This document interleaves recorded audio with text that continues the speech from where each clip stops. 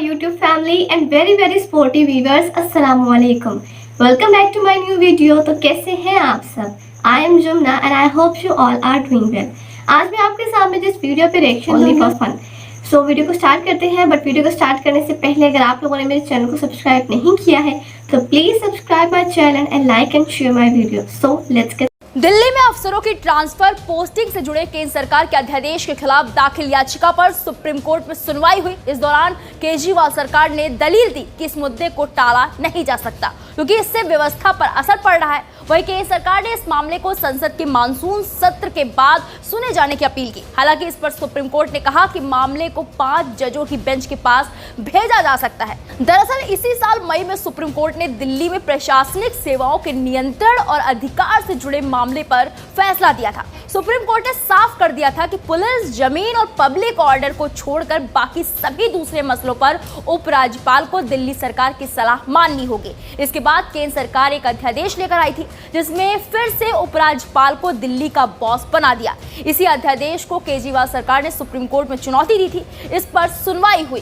केजरीवाल सरकार की ओर से अभिषेक मनु सिंघवी ने दलीलें रखी. सिंघवी ने अदालत से कहा कि इस मामले पर जल्द से जल्द सुनवाई होनी चाहिए क्योंकि ये दिल्ली पर कहर बरपा रहा है. वहीं केंद्र सरकार की ओर से पेश हुए सॉलिसिटर जनरल ने केजरीवाल सरकार की इस याचिका का विरोध किया.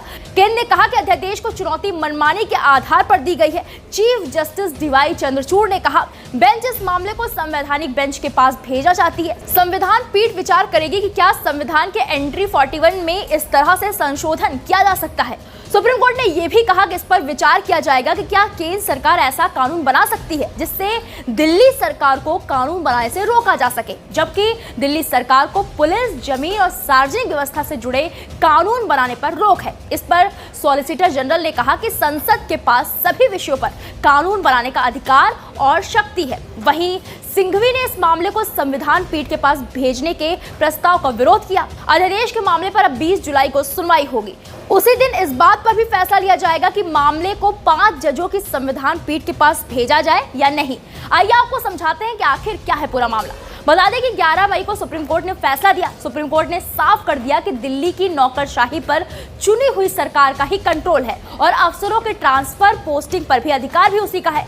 प्रशासनिक सेवाओं के नियंत्रण और अधिकार से जुड़े मामले पर फैसला देते हुए सुप्रीम कोर्ट ने कहा था दिल्ली की पुलिस, जमीन और पब्लिक ऑर्डर पर केंद्र का अधिकार है, बल्कि बाकी सभी मामलों पर चुनी हुई सरकार का ही अधिकार होगा.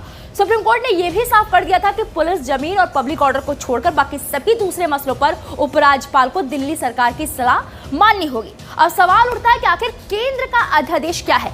केंद्र सरकार 19 मई को अध्यादेश लेकर आई थी. इसका नाम राष्ट्रीय राजधानी क्षेत्र दिल्ली अध्यादेश 2023 है.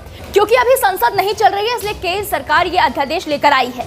नियम के तहत 6 महीने के अंदर इस अध्यादेश को संसद के दोनों सदनों में पास कराना होगा, तब जाकर ये स्थायी कानून बनेगा. अध्यादेश के तहत अधिकारियों के ट्रांसफर और पोस्टिंग से जुड़ा आखिरी फैसला लेने का हक फिर से उपराज्यपाल को दे दिया गया है. इसके तहत दिल्ली में सेवा दे रहे दानिश कैडर के ग्रुप ए अफसरों के ट्रांसफर, पोस्टिंग और उनके खिलाफ अनुशासनात्मक कार्रवाई के लिए एक अथॉरिटी का गठन किया जाएगा. अगर दानिश की बात करें तो दानिश यानी दिल्ली, अंडमान निकोबार, लक्षद्वीप, दमन and Diu, Dadra and Nagar Haveli civil services.